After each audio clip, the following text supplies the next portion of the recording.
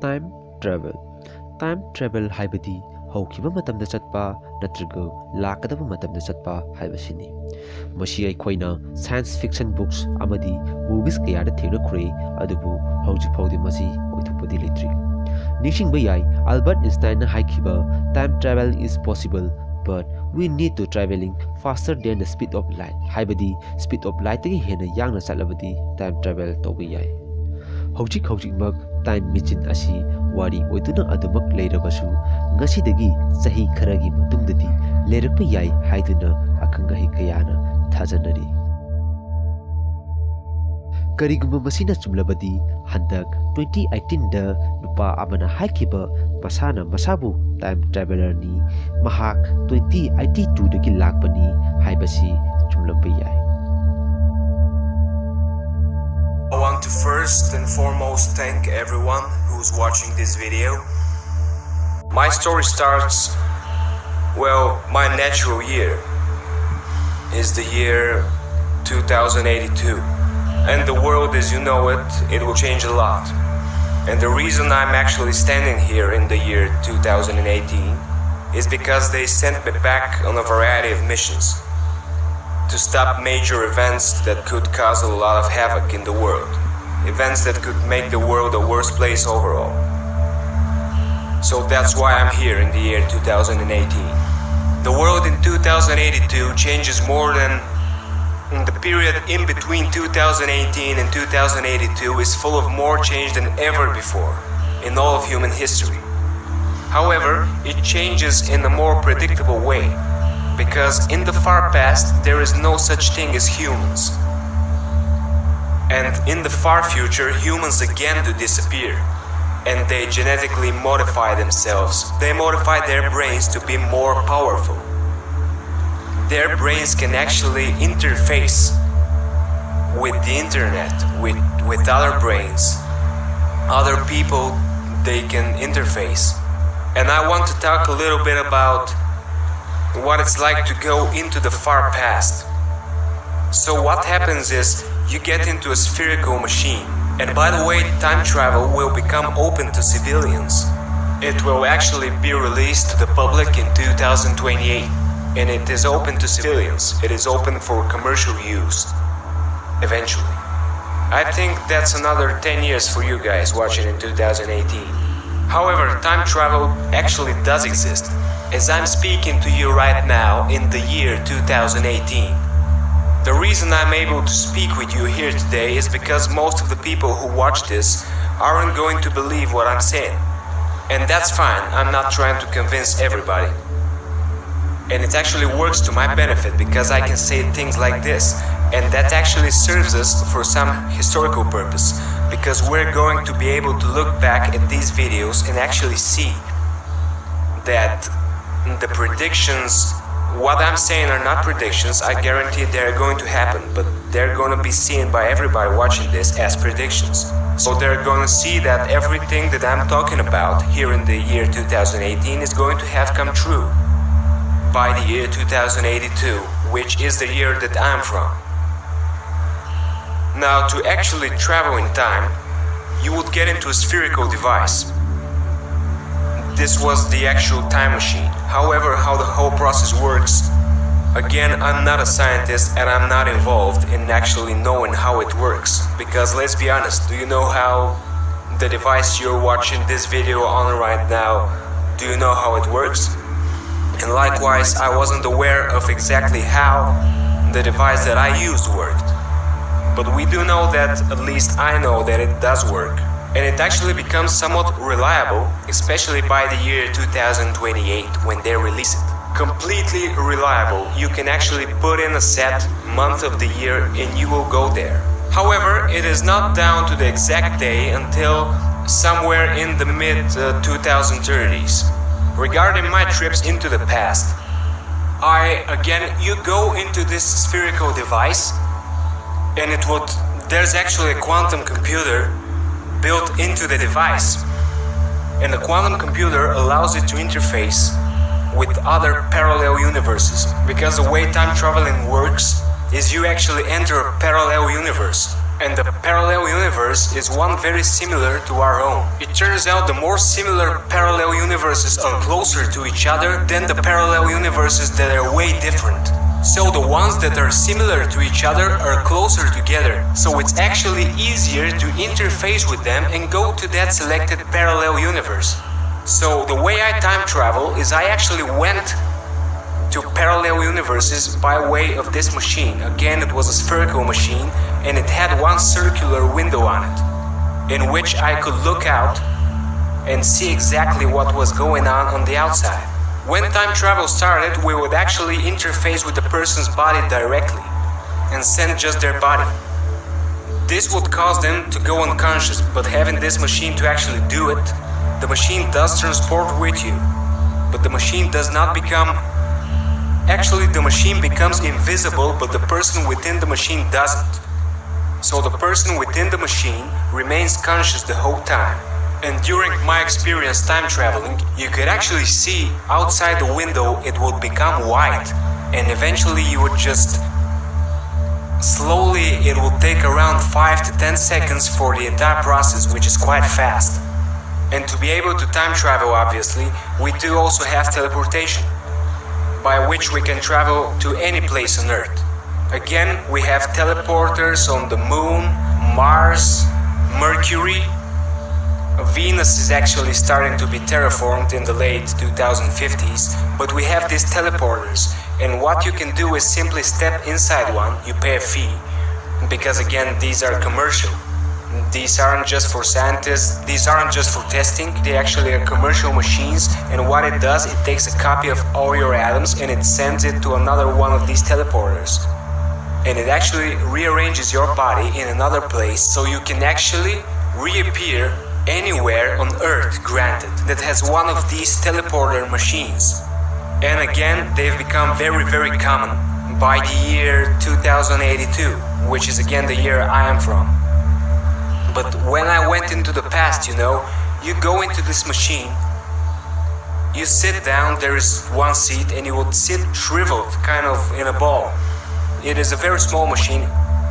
I would estimate 40 inches from the bottom to the top.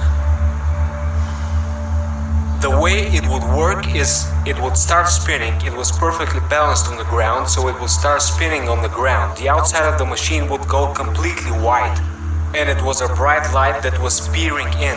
This is actually when you travel beyond the dimension we're in. So you travel to another dimension, and then from there you can interface with the different parallel universes. So then you would go back to another parallel universe in which is very similar, but you know, it would be in a different time and everything else. So you can't actually go travel within one timeline. It has to be another timeline. So seeing these dinosaurs, what we would do is the machine would appear back, but it would be in the sky. So you're actually watching it. It has a cloaking method in which the machine could remain invisible. And the machine remains invisible, so you can't see it from the ground. However, sometimes you might be able to see it a little bit, but you could look down on events and you could go back to prominent events throughout world history. It was just one of the most remarkable experiences possible, and you can actually pay to do this, which is pretty amazing. We went back and we were looking on these events. I've seen several major world events throughout history. For example, the Gettysburg Address. I actually went back and I watched Abraham Lincoln give his speech. I was actually there. You may have seen famous paintings throughout history that show these strange devices in the sky. Those are actually time travelers from the future. From the not even the so far future, from what you're watching right now. It's actually them who came back in time and we're watching certain events throughout history. Sometimes we just go back in time to see how people lived. It serves for some historical context, to see how people lived, see what is correct, because as you know, there weren't video cameras back, for example, during the Gettysburg Address. There was no video cameras, so we can go back and can actually record these events and show it to everybody back in the future. It really is amazing how far the technology goes. I also went back to the I personally went back to the signing of the Declaration of Independence. We actually have cloaking devices in which we can walk around the actual events. So while they were signing the documents, my team and I could actually walk around. We do have bigger machines in which multiple people can fit in, and a lot of the unidentified flying objects that people spot, they're actually time travelers from the future who are looking back on past events. So they're actually seeing things that are some of our bigger machines, but most of my missions have actually been solo.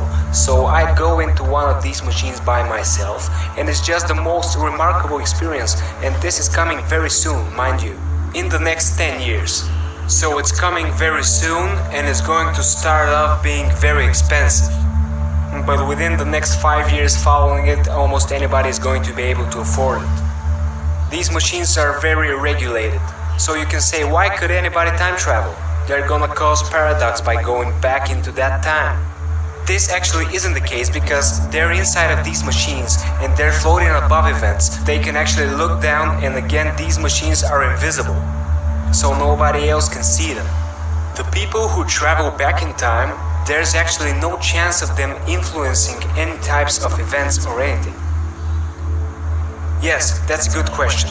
The furthest into the future I personally have gone, it was the late 9000s. I'm trying to remember exactly what year. I think it was 9840. It was somewhere around there. It was 8940. It was within that 10-year range. I actually went there. The world was an amazing place. It was sort of a utopia. And again, this is by interfacing with parallel dimensions. The world was essentially a utopia. There was these beings, they were very tall, much taller than normal modern-day humans, and I assumed they would actually be descendants of modern-day humans. I didn't stay long, I think I stayed about 15 minutes, but I actually did exit my machine. It is commonplace for time travelers to go to the future and see these things. They're not in any shock when you travel to them, because it happens all the time. Someone will pop up in one of these machines and they actually greet them. We actually do have a time agency which keeps all the regulations, makes sure no paradoxes are happening, makes sure they're not changing the future in any majorly influential ways, which is again why I can't give too much pertinent information regarding major world events that are going to come very soon for you guys. I can't say too much, that's why again I'm talking about more than the far future. I will say within the next 10 years time travel. Again, time travel already exists for you, but is being kept secret by the major governments of the world. And I know a couple major governments do have it, including the United States. They actually do have time travel, and they're keeping it completely classified. They don't want anybody to know about this, which again I personally am against them keeping time travel such a secret, and the secrecy revolving around that. I'm against that. I think they should have opened it up to the public long ago, but I see where they're coming from, because they want time travel to be completely safe before they release it to the public, and they don't want to release that they actually know how to do it yet, because independent hackers might try to find out how to hack and everything. But believe me, when the time agency gets involved, it becomes very safe. Human progress is gonna go very far within the next 10 years for you.